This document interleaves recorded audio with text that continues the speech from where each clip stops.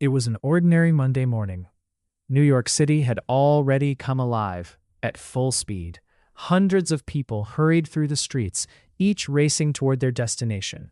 Some carried a cup of coffee. Some were already on business calls. Others sprinted to catch the next train. Among those thousands of faces was one man, a man who had no idea that within the next few hours, his life would change forever. His name was John Anderson, a 32-year-old software engineer. He worked for a large tech company, a good salary, a peaceful life, and an extraordinary level of discipline when it came to money. His friends often joked, if there's one person a bank could trust with its eyes closed, it's John. John never made unnecessary purchases.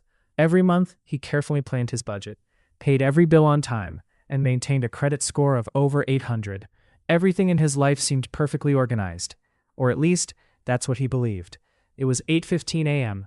As he did every morning, John stopped at his favorite coffee shop. He pushed open the door. The rich aroma of freshly brewed coffee welcomed him inside.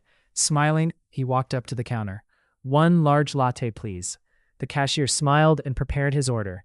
A moment later, the total appeared on the payment screen, $4.75. John reached into his pocket and pulled out his credit card. He gently tapped it against the payment terminal. A few seconds later, the screen displayed the words, "Payment approved." John picked up his coffee. "Thank you." Then he headed toward his office. It was a completely ordinary purchase, just $4.75. But sometimes, the most dangerous stories in life begin with the most ordinary moments. John finished his coffee and arrived at the office. It seemed like any other day. Emails, meetings, coding, and a steady stream of work. Around lunchtime, he grabbed lunch with one of his coworkers. Everything felt completely normal. By 6 p.m., John returned to his apartment. He took off his shoes, heated up his dinner, and turned on the TV. A little while later, he glanced at his phone. As part of his daily routine, he opened his banking app. His account balance looked normal. There were no unusual transactions. John let out a sigh of relief. Good, everything's fine.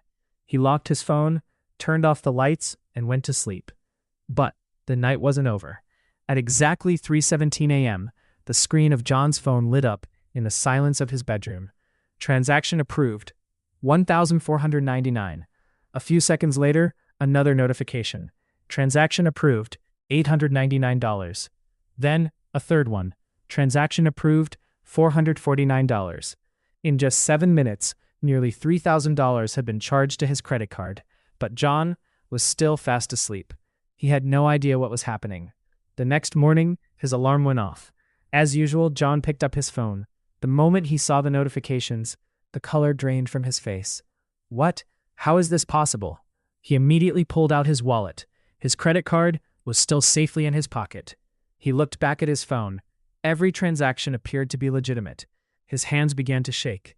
Without wasting another second, he called his bank's customer support. But he had no idea. This wasn't just a case of stolen money. Someone was trying to gain access to his entire financial identity. John's hands were shaking. He immediately called his bank's customer support. "Hello, this is John Anderson. My card is still with me, but someone just spent nearly $3,000. There was a brief silence on the other end of the line. Then the representative replied, "Sir, don't worry. We're blocking your card immediately." A few seconds later, his credit card was blocked, but the damage had already been done. The bank asked John an important question.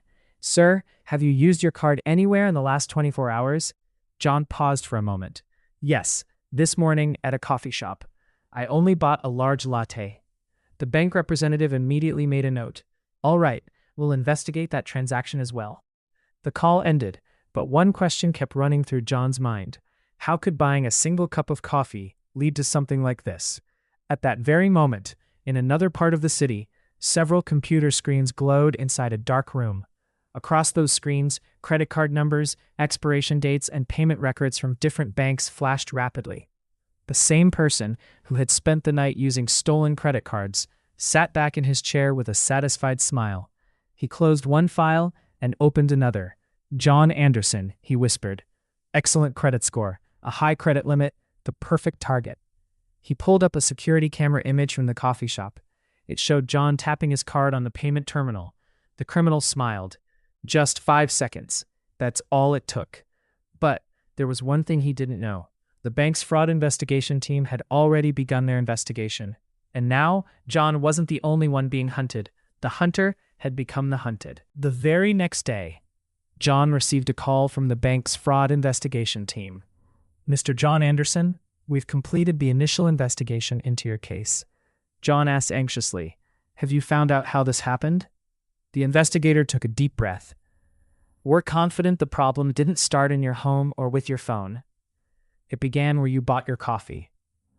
John froze. "The coffee shop?" "Yes, but not because of the employees. It appears that the payment system had been tampered with by criminals, allowing the financial information of several customers to be stolen." The moment he heard those words, John remembered that morning at 8:15 a.m. The same coffee, the same payment terminal, and that single gentle tap of his card. Meanwhile, the bank shared its findings with the cybercrime unit. A full investigation began. For several days, investigators compared suspicious transactions reported in different cities. Then they discovered something alarming. Many customers who had made payments at the same coffee shop had reported nearly identical cases of fraud. It was now clear this wasn't an isolated incident. It was an organized financial crime. A few days later, police raided an apartment linked to the investigation. They recovered multiple laptops, mobile phones, and digital evidence connected to the fraud. After further investigation, a suspect was arrested. The bank informed John that the process of refunding his unauthorized transactions had begun. A few weeks later, John sat in his favorite park, quietly sipping another cup of coffee. But this time, he wasn't just drinking coffee. He was remembering a lesson. He quietly said, "One careless moment can sometimes come with a very expensive price." He enabled extra security on all of his financial accounts, turned on transaction alerts, and began monitoring his accounts regularly. Because in today's world, it's not enough to earn your money. You also have to protect it. If you enjoyed this story, be sure to share it with your friends and family. Your one share might help someone avoid becoming the next victim of financial fraud. This was the first story from Money Mysteries. We'll be back next time with another thrilling financial mystery inspired by real-life events.